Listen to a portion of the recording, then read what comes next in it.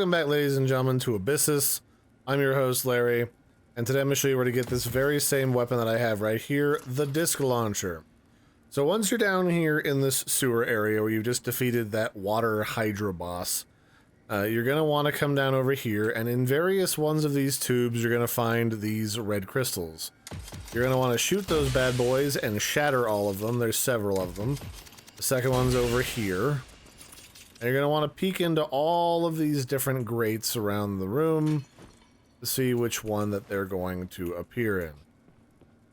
So there's not one there, there's not one there. Here's one.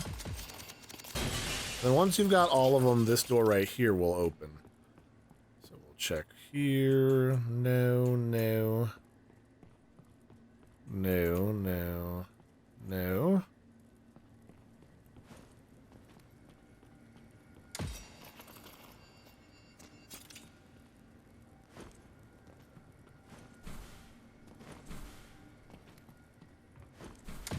One's up here. So you shoot in there, and then after all 4 of those are done, you can go back inside of this tunnel, and there's a dead guy with a note and this gun right there. And you can go ahead and read that if you want as well.